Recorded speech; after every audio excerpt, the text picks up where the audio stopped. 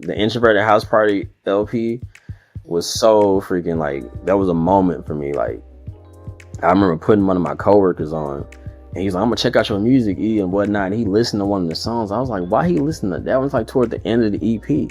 It's like that one song was like hard, and he listened to another one. I was like, fool, what are you doing? And he was like, I'm listening to it on Spotify. It's on shuffle. I'm like, bro, no. Like, like my nigga. Don't do that. Bruh, at all. Because it's like Bass Ventura and E'darius Dewayne are both storytellers. And I had to tell him, like, bro, look at the track list on the EP. The first song is Awkward Introductions. The second song is Icebreakers. You're at an introverted house party. It's a whole thing, bro. Like, towards the end, you get the last call for alcohol. Like, come on, bro. And the last song is Clean Up. Once the party done, everybody got to clean up. Like, it's a whole thing. This nigga listens to it on shuffle. I'm like, bro, you insane?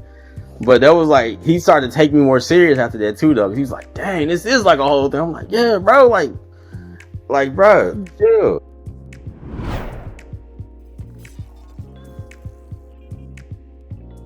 Welcome back to another episode of Solar Wave Convos. I'm your host, Amira King, and today I have a very special, talented musician and storyteller, all the way from Memphis, Tennessee. I want to welcome E'darius Dewayne. How you doing today? Appreciate it. I'm good. How are you? Pretty good.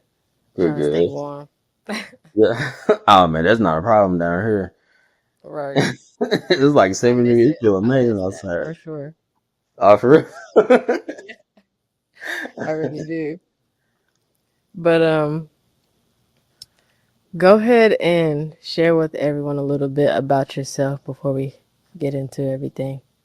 Yeah. My name is E'darius Dewayne. Like you said, I'm an artist, audio engineer, producer, born and raised in Memphis.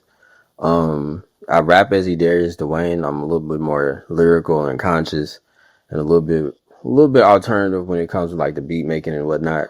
But I make instrumental music as Bass Ventura. That's Bass_Ventura on like all platforms. So it's just a little more fun over there, a little more vibey. The rap stuff get kind of heavy because I'm really into my head and introverted, so I be thinking kind of deep. But the instrumental stuff is really just fun. Yeah, I love that. I definitely can relate to that that element. So I was trying to remember one of the first times that that we met, and my memory isn't the greatest, but I know it had to be kind of adjacent to the Butter Up community and just like some mutual connections. Yeah. And I ended up seeing you perform live at one of those events. And I just remember like what stood out to me about you was just like your flow, your delivery, cadence, and then like you said, your beat selection is not the typical or norm of what people think of when they think of like mainstream Memphis artists. Right. So that really stood out to me about you watching you live. Yeah, appreciate it. Yeah, I think that was the Sunset Garden Party. I think that was the name of it. Mm-hmm. That was definitely one of them. Yeah. Yeah. That was a good time. Yeah. That was my first time being at, what was it, Black Seeds. Yeah, that was a time, just the community, the people y'all had around y'all was just like crazy. Mm-hmm. I just felt like at home, you know? Absolutely. We gotta run that back because that was special. Yeah. That was special. Mm-hmm. So I did a little bit of research and I saw one of the articles that you had shared that part of your beginning had to do with certain instruments. Yeah. And I saw that you played the trombone and 3 others. What were the 3 others? Yeah. So I started trombone, like just music in general, on like accident. And I ended up playing trombone because we had like a band class in like middle school that I ended up being put in because art class was filled up. Because I could like draw when I was young. I was cold and like drawing Naruto, Goku, all that. Like my mom and my siblings, they real crafty. So like they paint, draw, and all that. And I had that, but I got put in band on like complete accident. And the only instruments I knew was like drums and like trumpet and stuff like that. So 50 people said they wanted to play drums. So the band director had like a surprise like drum audition where you had to go in this room and play the drums, and like you weren't in front of the whole class, but the entire class could hear you like bombing. So I did that. Terrible. So he's like, so it's like, all right, you're not playing drums. I'm like, okay. So I'm thinking like other instruments I know, and it's like trumpet and like clarinet, but trumpet got filled up, and it's like I'm not gonna be Squidward. So he like going down the line, he going down the line asking people like, what you want to play, and the dudes in front of me was saying trombone. Like I didn't know what a trombone was. I was like, I'm gonna play trombone, and that's how that happened. And immediately after that, I missed like a bunch of school because I had an eye problem, and I missed like just enough school, like right before the truancy officers came. So I had to go to school not knowing nothing about music, and I ended up taking the trombone home and just making noise. And I was like, I'm gonna be doing this forever. Like I fell in love with it, and that was when I was like 12, and I was 14. I asked for a keyboard for Christmas. I taught myself like very basic piano, and I was learning like little classical pieces like The Entertainer, little Furry Lease, like just little not simple stuff, but kind of watered down versions about it. And then I got into I asked for a guitar for my birthday when I was 16. Taught myself like very basic guitar after that. And the high school I went to, like band is like a huge part of my life. Like that's why my beats sound the way they do now. Like, cause I was exposed to so many different types of music through band throughout my life. So like the high school I went to, our marching band was intense. Like our band director was like a drill instructor, but it was like 25 of us. So we all had to be like perfect. It had to be like very like we were competing in like everything. And my junior year, the guy, our tuba player was a senior, so he's gonna go to college. And I was like gunning to be like the low brass captain because I was like, I was a band nerd, like for real, for real. So I had to teach myself how to play tuba the summer before 12th grade. So I had to learn to teach myself tuba. I fiddled around on the flute a little bit in college, just like learning stuff. I dated this girl and stole her flute, and just like I had like a little mini trumpet at my house. I never play. Like it's just like I don't know.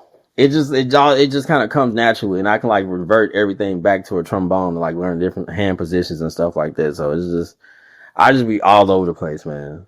That's wild. I love that though. Yeah. Um, what's the process like when you go into learning these different instruments? Is it certain things uh that are similar that you can apply to these other ones, or is it like Yeah. you got to start from scratch for every one? Yeah, so like different instruments have different keys and stuff like that. And I lucked out because the instruments that I was playing, most of them were like in the key of C. And on the trombone, you have like 7 different slide positions. So like it's like 1, 2, 3, 4, 5, 6, 7. But then you turn that to a tuba, you have like, you got your 3 fingers and you got 1, 2, 3, 4, 5, 6, and 7. And baritone and euphonium is the same thing. Trumpet, you start on 1, 2, 3, 4, 5, 6, 7.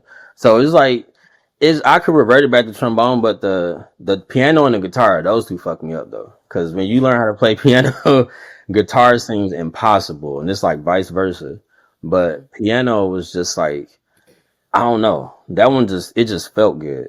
So I don't know how to explain it. I tried to play like the vibraphone in like middle school jazz band. I couldn't do it because I thought it'd be easier than the piano because it's all like the same thing. But Yeah. with the piano keys, I don't know. Like I actually get to look at that one while I'm playing it. You can't really look at a trombone or a tuba for real while you're playing. So that one kind of came more naturally. And with guitar, it was more just like learning the chords, like the real basic chords and stuff like that. And I've been in school, so I know I gotta learn my skills and I know the fundamentals of everything. Yeah. So I always had a pretty decent starting place with like each instrument I picked up. Good stuff.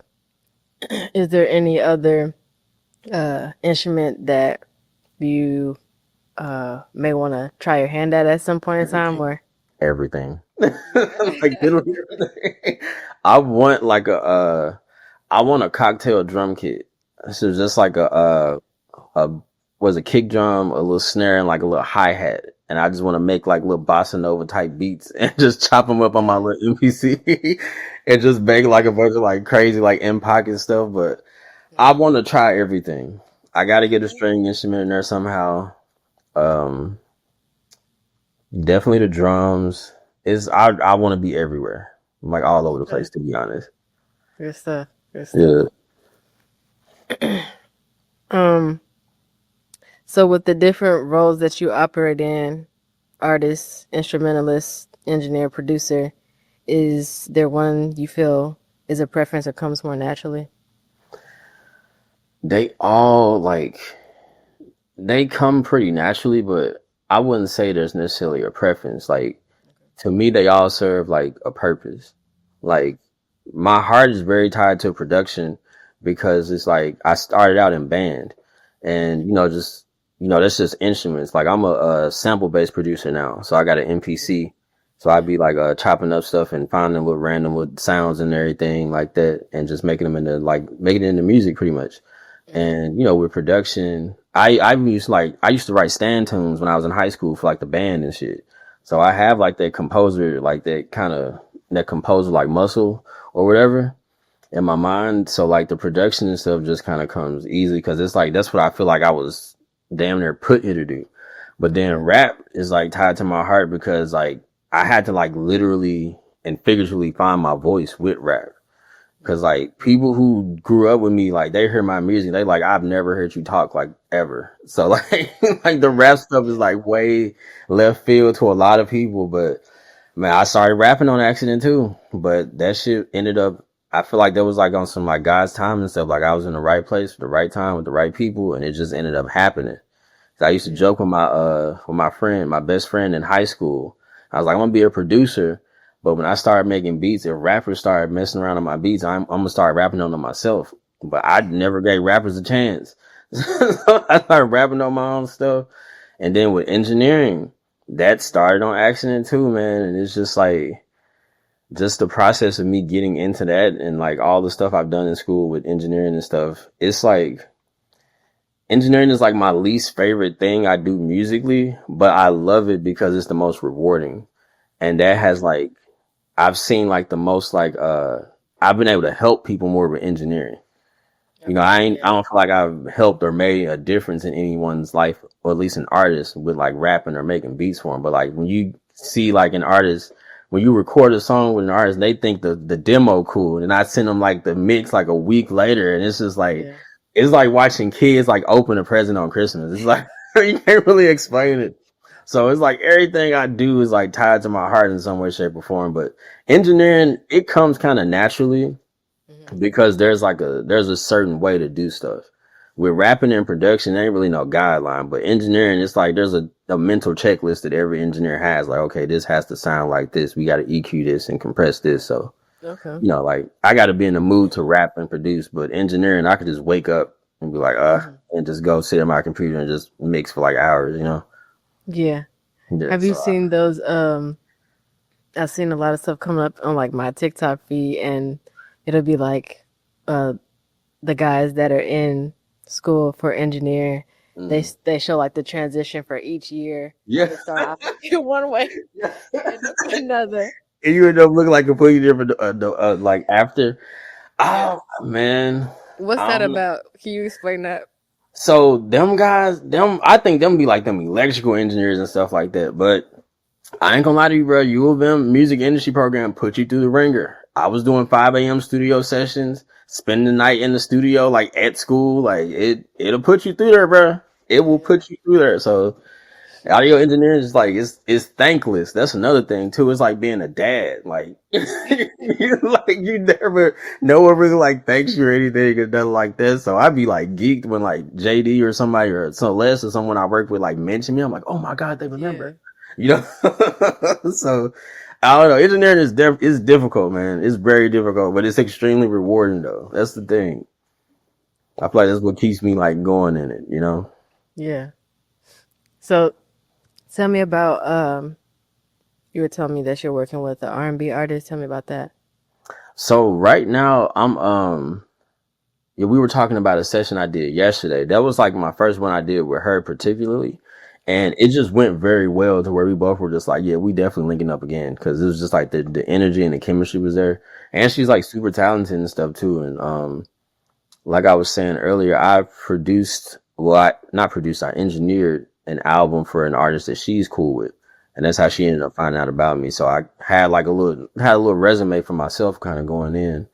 And, I just wanted to kind of live up to the hype, I guess. I don't know. And, that was pretty cool. But right now I'm like producing an R&B album for an artist and I'm like super excited for it. Like, yes, we are both like, we are geeked. Like, it's ridiculous. I tell you, I'm like so happy. Like, it'd be like, we'll do sessions. It's like, bro, we really doing this shit. It's like, yeah, well, I can't wait. Like, until it come out. We just like some little kids, but it's like, that's what I love about being a creative though, man. You still get to have fun and like play and just, like, I don't know, just enjoy life and make shit that like touches people and stuff. So, Definitely. yeah. Congrats. I'm excited to hear more about that. Yeah, you will be one of the first people to hear it. Like, I promise. Like, you're gonna be like one of the first ones. Cause you like the Bass Ventura stuff too. So that's like, I'm producing and engineering that album. So ain't no rapping. It's just like all instrumental stuff. So I'm like, having a lot of fun. Good, good. Mm. So say you're in a room with two of your dream collabs.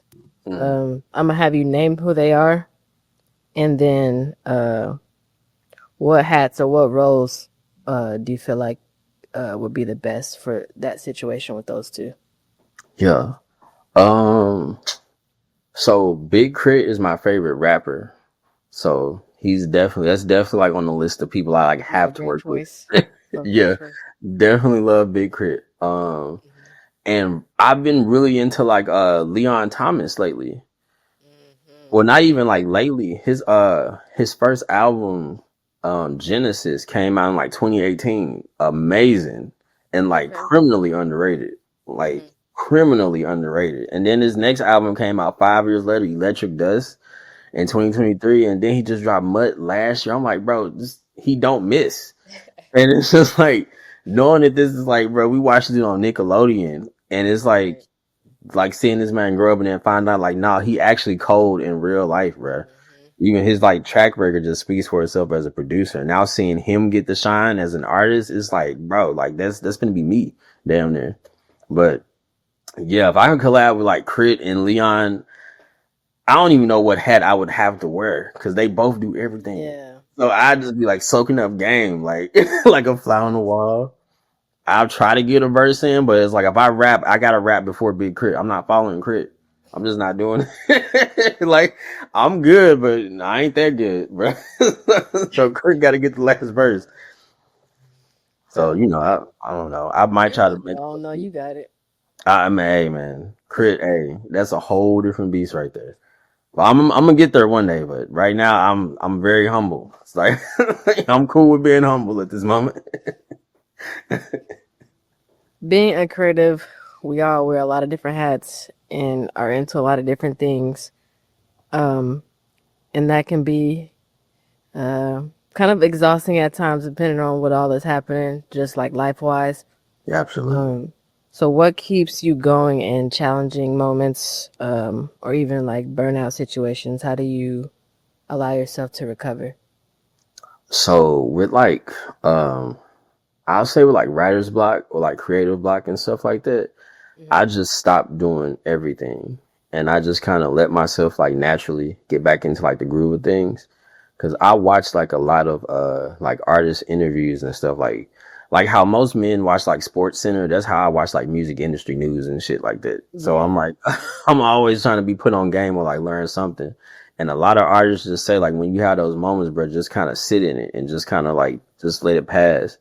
And I'm getting to an age where like, I'm starting to like appreciate boredom, like I'm seeing it. It's like a blessing that like sometimes I can just wake up and like, I ain't got shit to do and I don't feel like doing nothing.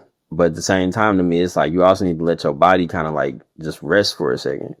And as creatives, we always will like ignore our physical because we got so much going on up here that we got to get out into the world. Yeah, it's like, bro, you ain't slept in like 2 days. You ain't ate nothing all day. Like, come on, dog, sit down somewhere. So I'm getting to a point where like where I have to do that. But even like outside of the creative stuff, I've always loved taking like long walks, like outside, going to like a park or something, or just walking around the neighborhood. Like if I'm sad, grieving, mad, I can be having a good day, and I'm like, it's a great day, but it'd be better if I took a walk through Shelby Farms or something. So I was like, getting out in like nature. I've written some of my best stuff, in my opinion, just walking around outside and shit too. So yeah, getting sitting down, letting the moment pass, getting out in nature. And I read this book. Well, it's my favorite book actually, called The Solar Art of Not Giving a Fuck. And he talked about this thing called the 5 minute rule, where like if you just sit and work on something for like 5 minutes, it'll help you work more. Cause it's like you gonna do something like 5 minutes. It's like, well, I didn't already EQ these vocals. I might as well compress them. So now 5 minutes turn to 7 and 7 turn to 15. And it's like that book has so many like gems in it for like moments like that. And another one from that book that I got that stuck with me was he was saying that like a lot of people, like creatives especially, or I wouldn't say creatives, but like people who are like bent on like being productive. I feel like a lot of creatives fall into that category. Will think that like you need inspiration to start acting. You know what I'm saying? Or start acting on what you want to do. But he's like, nah, you got to do the opposite. You got to get up and get active, and then you'll get inspired by that. So even though that kind of contradicts what I just said earlier, like it kind of depends on the situation or what's going on in my life, you know? So That makes sense.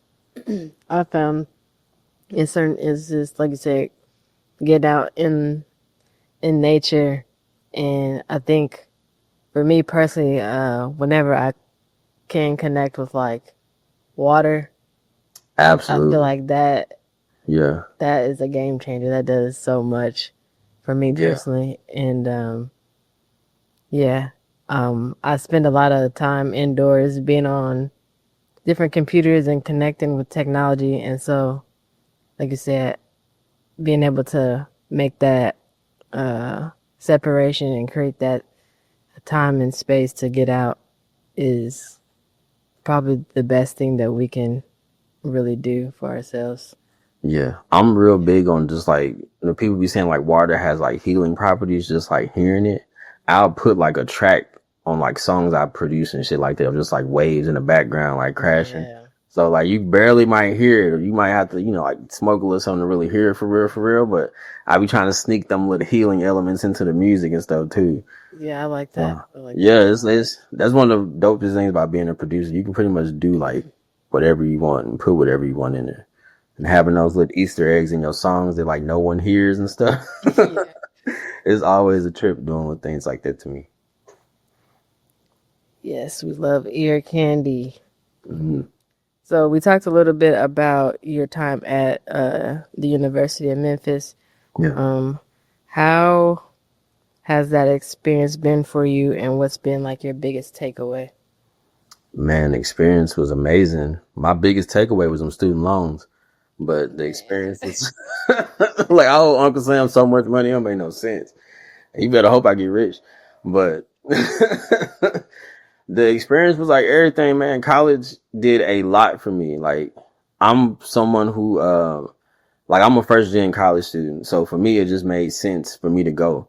And I kind of realized like halfway through my first semester, I didn't go because it like, oh, I really want to do this. It just made sense. And, because I was doing good in school. But once I started locking in on the music, like my life started changing. Like my first plane ride was in college because I was in the marching band and we made it to the Miami Beach Bowl. Our football team was kicking ass that year.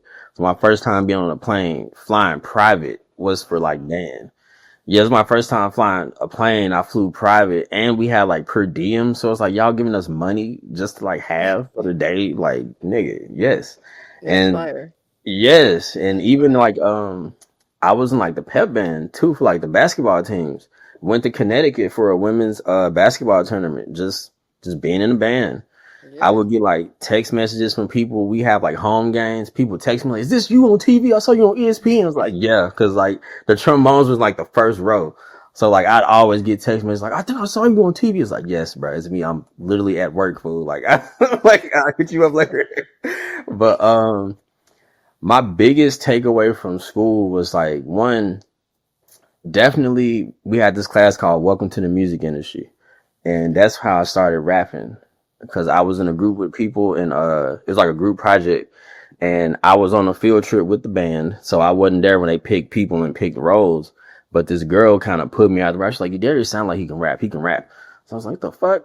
But I I ended up writing my first verse, bruh. I ended up writing my first verse. It's still on SoundCloud, that song we did, and that's like that ignited the fire. But even me getting into the program was like, I went to like a appointment with like my advisor, and just like this goofy like redheaded lady was like, "Well, Mr. Carpenter, what do you want to be when you grow up?" And I was like, "I want to produce music." So she put me in like the music industry program.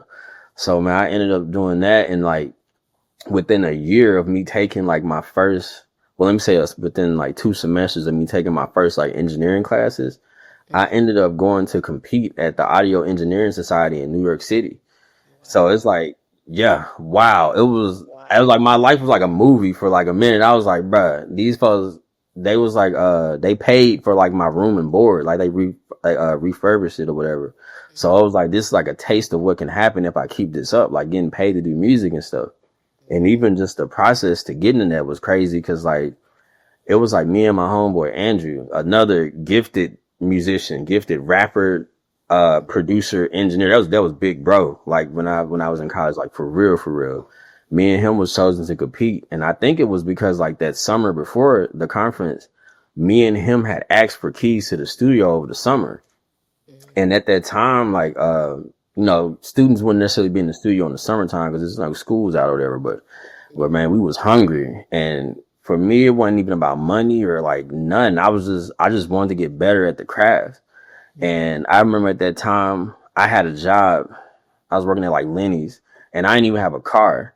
So like I would have to like, well, first off, the professor was like, y'all not just getting in here. He had us fill out sheets. Like, this is what you're doing. This is what time you're doing it, who you're doing it with, what mics you using. It was like a whole thing. So we had to fill out, it was like serious. Cause it's like, bro, y'all finna be in the summer. If something happens, y'all niggas are cooked.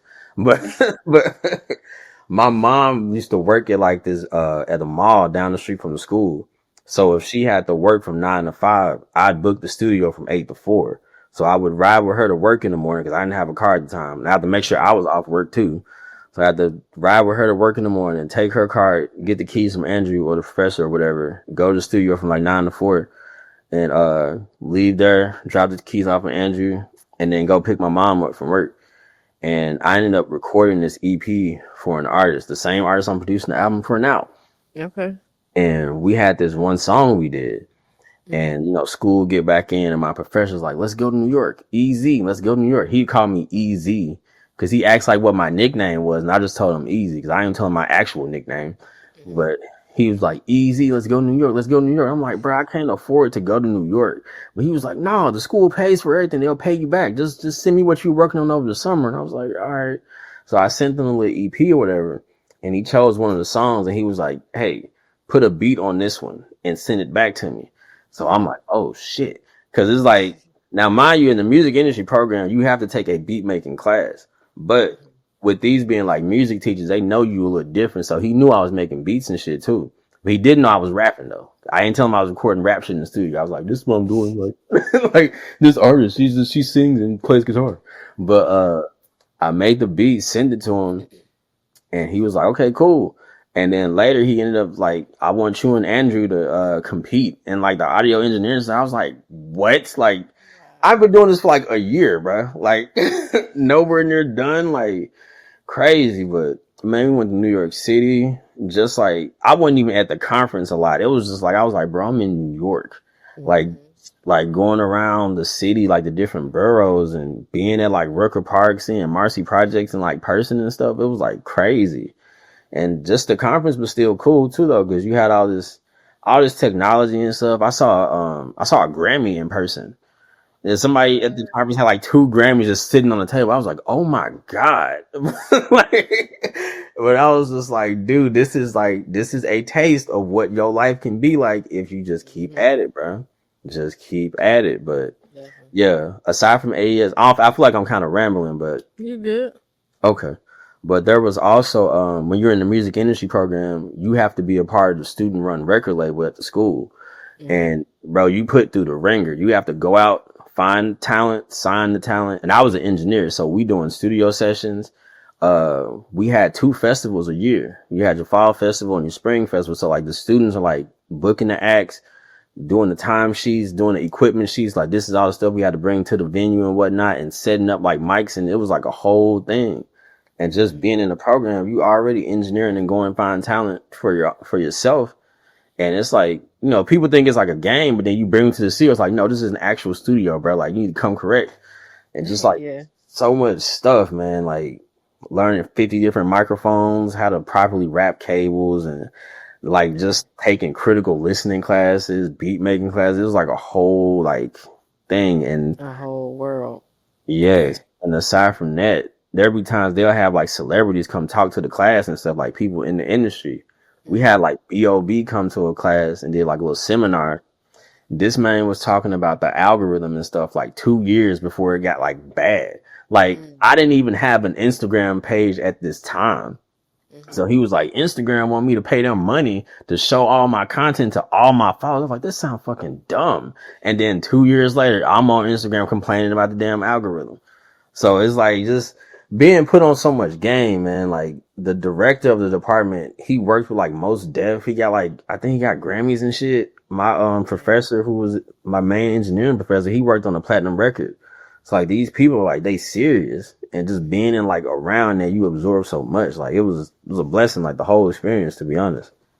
Absolutely. Yeah. That sounds like an amazing experience. That's what's up. I wish I could go back and do it again. I ain't gonna lie. I do a little bit different, but it was a good time. Sounds like it. Mm-hmm. When you performing under your name versus Bass Ventura, tell me about how, when, and why you started making that separation between the two. I had did my first Bass Ventura project called Nature Boy, and I wanted to separate the two for the sake of organization. But as time went on, I fell more in love with like the Bass Ventura stuff. But for me, E'darius Dewayne is like, I take it more seriously, like the rap stuff, because it's like it's very like I said, I'm very introverted, so I'm always in like off to myself and kind of in like deep thought or something like that. I'm a real bad daydreamer and whatnot. And so like the stuff I rap about is very like from the heart and very close to me. So I take it like a lot more serious. And like my second EP, Up and Away, like it can get pretty dark. Like that whole EP I made during like the pandemic, around the time of like the George Floyd riots and stuff like that. So a lot of stuff I was talking about was coming from a very dark place. But with like the Bass Ventura stuff, it's just vibes. Like I just want to have fun. I needed a creative outlet. And but growing up in band, you get exposed to so much stuff. And then, you know, I was growing up composing a little bit too, like writing stand tunes for the band. So I always had that like that instrumentalist in me. And I just wanted to show people like, bro, you can make songs without words. Like you don't need to have words to have a complete song. And I was like, the most serious I want to take Bass Ventura is like getting like sync placements, like just getting my stuff in like movies and video games and stuff like that. That's like the goal for that. And I low-key want to be a DJ too, I ain't gonna lie, because that shit be kind of lit. But there's already a DJ Bass Ventura in Memphis, so I don't know how that's going. It's like 50 Bass Venturas, bro, like 50 of them. And I was just like, well, I'm 51, so. But yeah, it's just Bass Ventura is just fun, man. It's just there to have fun. Like the Introverted House Party LP was so freaking like, that was a moment for me. Like I remember putting one of my coworkers on, and he's like, I'm gonna check out your music, E, and whatnot. And he listened to one of the songs. I was like, why he listened to that? Was like toward the end of the EP. Like that one song was like hard, and he listened to another one. I was like, fool, what are you doing? And he was like, I'm listening to it on Spotify. It's on shuffle. I'm like, bro, no. Like, like my nigga. Don't do that. Bruh, at all. Cause it's like Bass Ventura and E'darius Dewayne are both storytellers. And I had to tell him like, bro, look at the track list on the EP. The first song is Awkward Introductions. The second song is Icebreakers. You're at an introverted house party. It's a whole thing, bro. Like towards the end, you get the last call for alcohol. Like, come on, bro. And the last song is Clean Up. once the party done, everybody got to clean up. Like it's a whole thing. This nigga listen to it on shuffle. I'm like, bro, you insane? But that was like he started to take me more serious after that too, though. He's like, dang, this is like a whole thing. I'm like, yeah, bro, like, bro, chill. But yeah, it's just Basement Shears is fun, man. It's really just that'll be fun. E'darius Dewayne is getting fun. These last few releases, I've been having a lot of fun, and I'm kind of merging the two, you know. So kind of getting a little more up tempo, and I want to make more like songs because I don't want to be like a rapidy rapper, like rapping for the sake of rapping and stuff like that. Like, nah, I need to make some stuff with some choruses and some hooks and see people dancing and stuff, but not lose myself in the process. Yeah. Yeah. We need that. We need that. So Memphis is known to be a major music city. Yeah. Is there anybody past or present that you feel like would be a cool person to create with, whether it be a musician or even an artist? Like, I'd say like for present, I hate to keep bringing up this artist, but this album I'm working on, because it's like my best friend. This is actually Celeste. She used to be in like the Bardo community and stuff like that too. Yeah. So, I'm producing her first. I think it's her first album. Yeah, I'm producing her first album, and like when I tell you, we just been like two little school kids, just like dancing and having a good time and stuff. Like this is gonna like people gonna see a difference how like both of us, and I'm like it's always been a bucket list thing for me to produce a project for another artist. And I want the same to happen for me too. So, you know, any producers who got some beats that want to produce something, you know, let me know. But, I say like, artists, there's this artist I like a lot. Her name's Sarai. She's like a graphic designer. And, her like, she has a very like specific way of doing stuff. And I was just like, I have to get her to do a cover art at some point in my career. Like for real, for real. Cause her work is like crazy. And, yeah, I can definitely send you her info because her page is like it's like beautiful. The way she does it is so like it's like black and like celestial too. You know, I'm all my cover arts of like projects they all have to do with the sky and stuff. So I'm all with the air and the space and all that good stuff. Yeah. But yeah, I say like those two. And you know, of course like the legends like DJ Paul and Juicy J, Project Pat, that'd be freaking amazing. You know, I work with anybody to be honest. Okay. Those are awesome picks. Awesome picks. Who would you say was one of the first musicians, local or otherwise, that you looked up to growing up, and why? I'll say growing up, to me it wasn't too local growing up. Like, my first favorite rapper was Kid Cudi, cause being introverted, quiet kid, always to myself, like, and like going through like puberty and like life was just like weird and trying to figure out like my place within myself, let alone the damn world. Kid Cudi was rapping about a bunch of stuff that I couldn't talk about because like being a boy, especially from the South, you can't talk about your feelings and stuff like that. Or then you got Kid Cudi like saying like all this like melodic stuff and you know, it get like depressing or whatever, but it's like you can relate to that. And then he branded himself as Mr. Solo Dolo. So it let me know like he was making it cool to be an introvert before I knew what an introvert even was. Right. And I say Justice League is another one, a production group called Justice League. They do a lot of work with Rick Ross. I don't really care too much for like Rick Ross, to be honest with you. But hearing like orchestral band music over like rap lyrics, I was like my mind was like blown because it's like band is like my thing, bro. And I'm hearing like rappers like this shit too. I was like, yo, this is crazy. But I'll say like those two. I got an artist. She's not local, but we did meet at the University of Memphis. And this, my late professor, Lily Afshar, may she rest in peace. She passed away in, I think, 2023. But, I remember like going to her class because I had, like I said, I was self-taught guitar player, but I didn't know what I was getting myself into because I had to take like one semester of private lessons. So I did guitar and I'm like, okay, I'll just do guitar or whatever, learn classical guitar. I get there the first day of school and I don't have all my books. She's like, you need your books. Where are your books? You have the money for the books. She's from like Iran. So I'm like, I mean, I guess. So this lady walks me to the bookstore to get the books. And I was pissed. I was pissed initially, but like her walking down there with me, we was like talking and stuff. So I'm getting to know her as a person. I'm like, okay, she's actually a pretty cool old lady. We get to the bookstore and she's on the book. And I'm like, the fuck? You just made me buy your mixtape? Like, what is this? So I get home and Google this woman and I found out like Lily Afshar was a big fucking deal. It's like, she was like the first person, not the first woman, not the first Iranian, like the first person to get a doctorate in guitar performance. I'm like, bro, I'm in here with the fucking Michael Jordan of guitar music.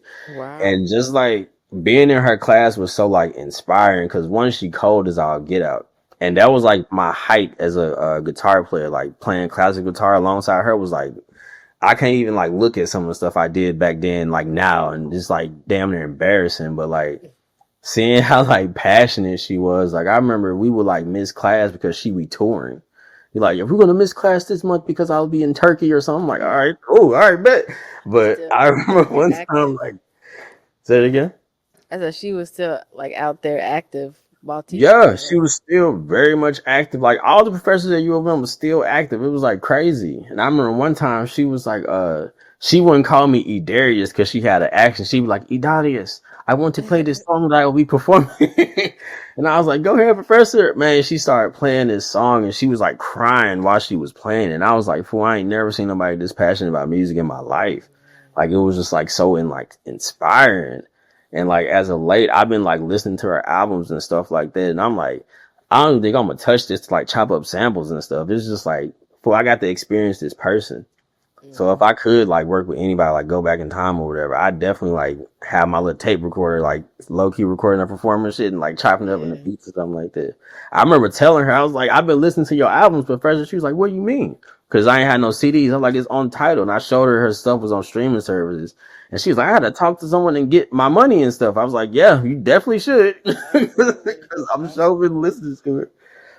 But yeah, man, that was definitely, I think those are my, hope to answer the question. Yeah, I'm an artist and I would definitely work with it. Yeah. Yeah, that's special. That's special. It was special. For sure, for sure. So this is gonna be like a start here, and then we'll have to check back in for the result. Okay.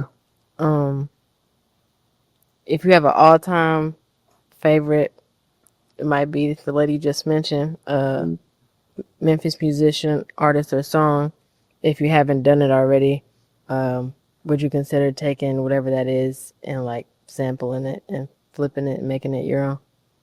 Yeah, for sure. I'll probably like mess with like some Project Pat vocals, put it on like an Afro beat just to see what it sound like or some crazy shit that people ain't like expecting or something like that. Yeah. Yeah, I'd take like some like just raw, gritty like Memphis shit and just make like a smooth little jazz instrumental under it. You know, just to kind of throw people off the scent. I like that a lot. Yeah. Yeah, we're going to check back in for that one. Yeah, for sure. For those looking to get started in the music space, whether it be production-wise or an artist, what is something you wish you knew at the beginning that others should be aware of or keep in mind? Man, a few things. One, your comfort zone will kill you. You got to go outside, bro. You got to get outside. You have to share your art. I read this book called Real Artists Don't Starve. I forget who the author is, but it's a white book and it has a green apple on the cover called Real Artists Don't Starve. And he talks in like one of the first couple chapters about going to where creativity is already happening. Cause that's how you really, it's like he stressed like the importance of community. You know what I'm saying? So like definitely getting out your comfort zone, sharing your art. That's a very big one. Cause that's something I was terrible at in the beginning. I was like, no, it's not ready. I'm not like, nah, bro, fuck all that. Share that shit. Let people hear it. You got to get over those nerves and whatnot. What else I say? Your comfort zone will kill you. Sharing your art. Don't take it too seriously.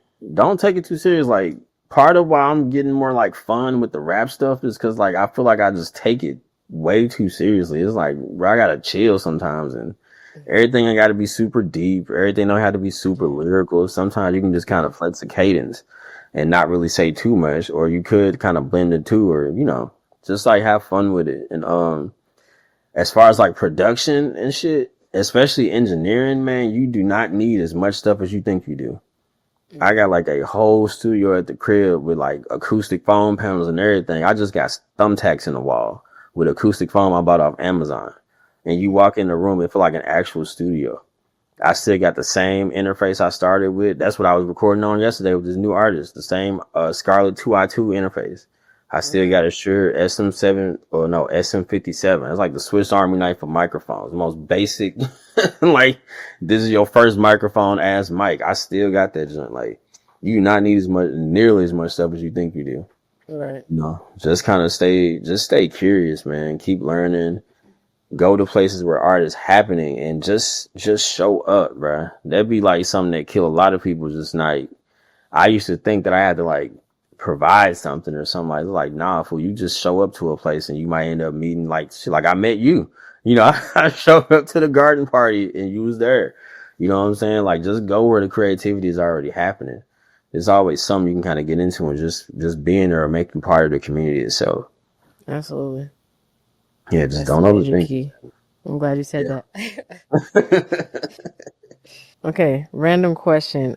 Up until this point, if your life was a movie or even an anime title, what would it be?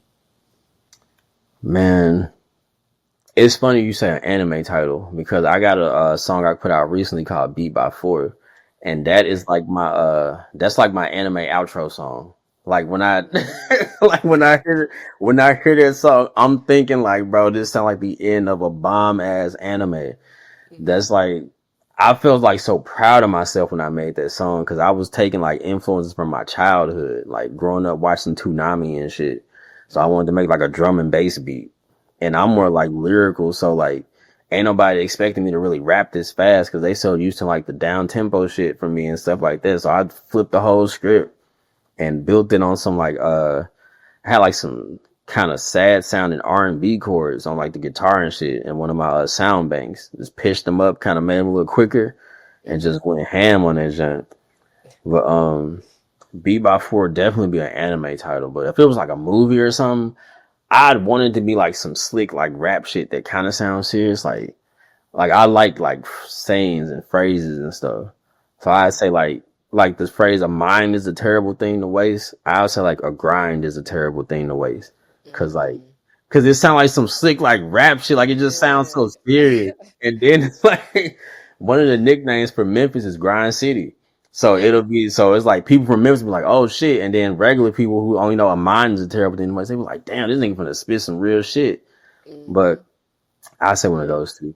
Or like, if it was a Bass Ventura thing, I have like this, I be having like whole album ideas in my mind, but I got like a Bass Ventura idea. I want to do like Manefra Nights, the Ballad of Bass Ventura. That's like a play on the Ricky Bobby joint.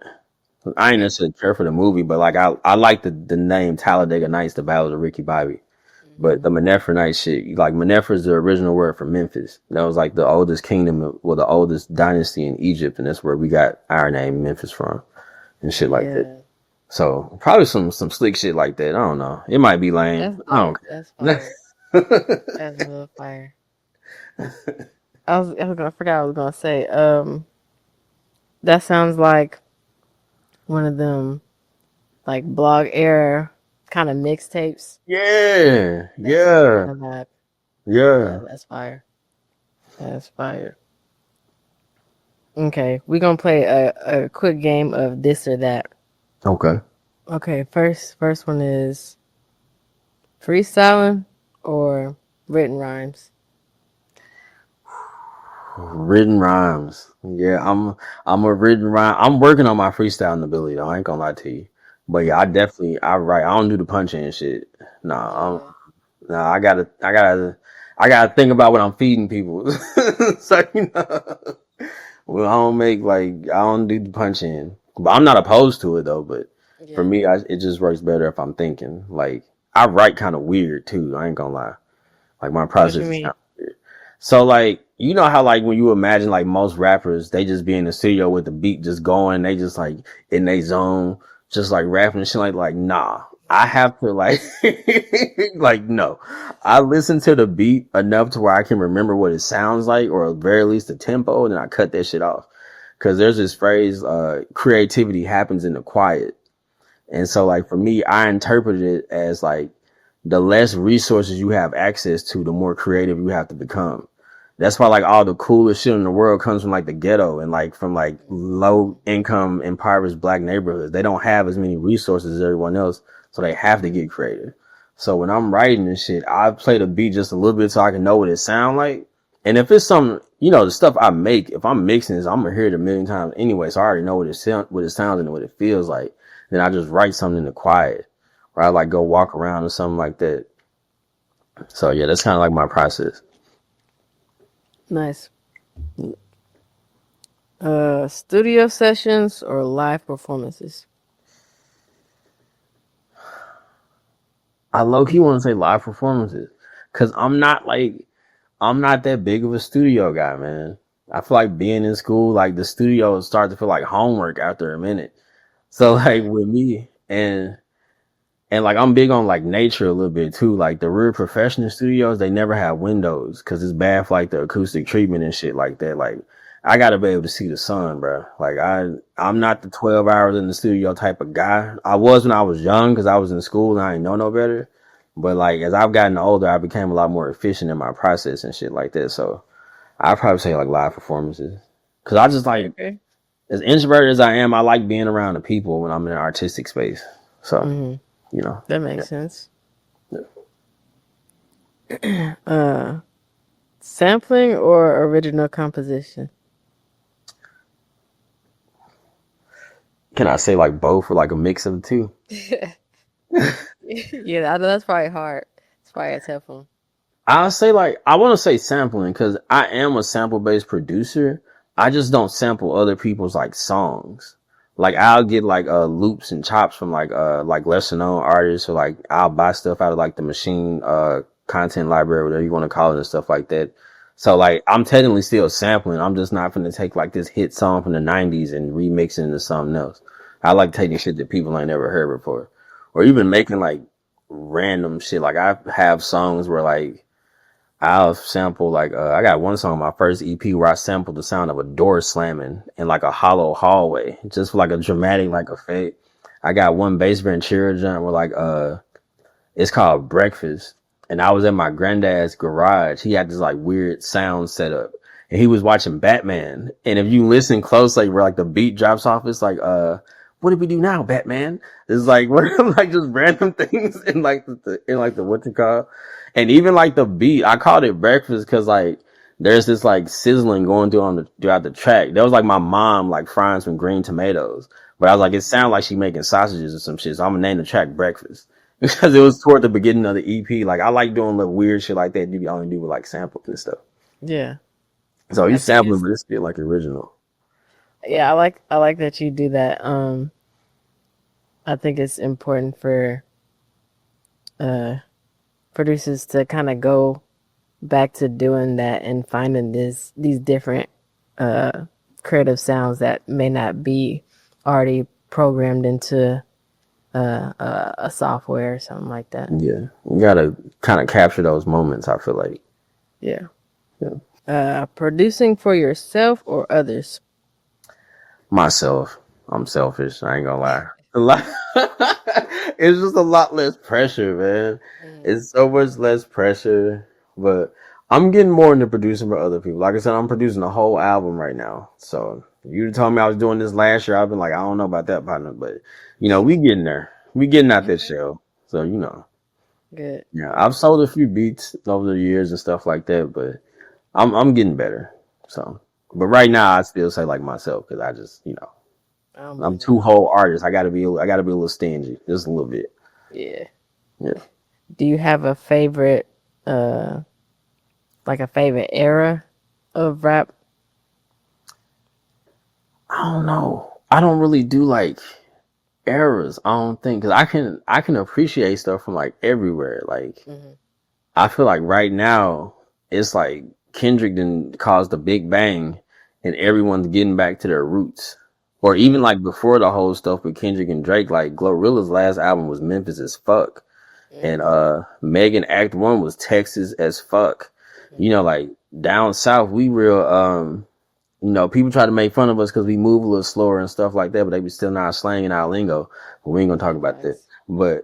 But we, down south is a little bit more like traditional, and we have like strong roots and stuff. You kind of hear people getting back to that. And even with like West Coast artists, you hear like Kendrick last album, GNX did a lot for me, but that was like his most West Coast sounding album. So people are like getting back to their roots. And then you got people like Doechii bringing like real lyricism to the forefront, and we getting more personality in these songs now. But then again, like I be listening to I've been stuck on like OJ the Juice Man recently. He got this song called No Hook where it's just like he just like going. I'm like, bro, this shit's so fucking hard. Like it make me wish I was a little bit older so I could have been an adult in that time and like in the club when like when that was going on. Cause I feel like I would have appreciated it like a little bit more. Now I look back, I'm like, God damn, y'all was on some serious shit back then. But I have like I just try to appreciate the eras as they come and go, man. Even like the whole like dance phase and stuff like that. People was complaining about dudes and the skinny jeans and stuff, and I was like, bro, at least they ain't fighting and killing each other. So every era kind of has their like place. So I try to find what I can appreciate from each one. Absolutely. I got one more question for you. Yeah. As a storyteller, what are the kinds of stories you like to share yourself and hear from others? I would say like personal stuff. For me, like myself, like I'm real big on like the idea that like we're a lot more connected than we think we are. And I have this like I be telling people like, bruh, it's like 8 billion people on this planet. Like you're not original or unique. So, it's like, it's only one you, but I have this thing of like, dude, you just get out here and say anything. Somebody on this earth gonna resonate with it. And we alive at the same time as the fucking internet. So it's a high chance that person that needs to hear what you got to say will actually hear what you have to say. So I'm real big on like honest stuff. But at the same time, I like stuff that's like super imaginative and stuff like that. Like I'm really into like film and television and anime and not super into anime, but like the story arcs and stuff like that. And a lot of the video games I play be like character building like games where if you lock in with this one character and you have a skill tree, you gotta level up and stuff like that. So I do like stuff like that's a lot more imaginative and just like where you can flex your imagination and not have to be like hard or anything like that. Like it kind of varies. Like one day it's like say like my song Elevator Music 3. The second and I say the third verse of that song was kind of a story talking about like my relationship and whatnot. Like some days I like stuff that's like intensely personal or like unique to me. But then you listen to like Doechii, was the Now is a River that's going crazy right now. Yeah. Where it's like you have like this intense personal story. Then it's like Kendrick, the Heart Part 6, where it's like he telling like his origin story as a rapper. It's like, bro, it's like I just love, I don't know, I love storytelling as a whole because I feel like it's important for us as artists. Like I feel like we like not only just artists and creators, but like we're historians too. So we got to be able to tell like our stories because it's like, these folks ain't finna tell it. They making it illegal to teach history and they already whitewashed. So it's, when people look back on us, who you think they gonna believe? I don't want my kids looking in these textbooks thinking that this is how we was actually living. So I'm trying to like lay a foundation as an artist to be like, hey, this is what was really going on back then. It's like this Nina Simone interview has been in my head a lot recently about like an artist's job is to reflect the times. And that's like one of the things that brought Elevator Music 3 out of me. Cause I was like, I gotta write some shit that's like happening like now and talk about what's going on out here. Cause we know it ain't gonna make it in these textbooks. So man, the way they attacking the textbooks now, I don't have any little ones or any close relatives that are still like in school age range, but like it'll come up sometimes on the news and they'll like in certain states they'll update everybody and tell them like, okay, this is what they've been removing out of the textbooks. And I'm like, man, it's happening right in front of us in our lifetime. And you think when you hear about it, about how it happened previously before us, you think like, man, that can't happen to us, or we wouldn't let that happen. And here it is. Yeah. Again, it's wild. It is. Like, I ain't got no kids either, but I was just saying, like, just for the sake of, like, you know, the next, like, people who come after me. But, like, I was talking to my girl recently. She works at a library, and they had an event where they had, like, some people who were active during the civil rights movement come into the library and stuff like that. And they was talking about how, like, man, the first time we came here, we had to go to the basement while the white folks was upstairs and shit like that. And my girl was talking to one of the dudes, and he was saying that, like, one of his biggest problems that he had back then, like when he was like our age, it wasn't what you think it was. It was just like people just wouldn't show up. He's like, we just needed people to show up. You know what I'm saying? And you think about it, like, you seeing it now, like, we just kind of need people to kind of show up and just be present and, you know, just kind of deal with what's going on. But at the same time, it's like, I've been seeing a lot of stuff about, like, black people, like, opting out. And part of me, like, gets it. Because it's like, dude, we've been stepped on for, like, 400 years. It's like, we're not going to keep cleaning this shit up. You know what I'm saying? So it's weird, man. It's very weird, but I don't know. The world's in a very strange place, but I know it's important for us to be creating right now, though. That's what I can say. Definitely, definitely. Yeah. I think that's pretty much the gist of all of the questions I have for you. Is there anything that you have personally coming up that you're excited about that you want to share, and just let everybody know where they can find you and support you? Yeah. Right now I got 3 singles out from my next. I'm working on a rap project right now, an LP, set to drop in the fall. So I dropped Twig, I think like last year, The Way It Go, Beat by Four earlier this year, and Elevator Music, I think like last month. Yeah, Beat by Four was on 111, Elevator Music on 222. So we kind of in alignment too. But yeah, I'm working on getting that out in the fall. Definitely another Bass Ventura project coming down the pipe, man. I got a summertime vibe for the Bass Ventura jump. It might push the rap jump back a little bit more, because this Bass Ventura one has to come out in the summertime. It has to. Like, when you hear what it sounds like, you'll be like, oh yeah, definitely. It just has to exist. It got to be born in the summer. But you know, you can't put a time on music for real. You know. But I'm trying to get that one out in the summer. But I'm on all streaming platforms. E*Darius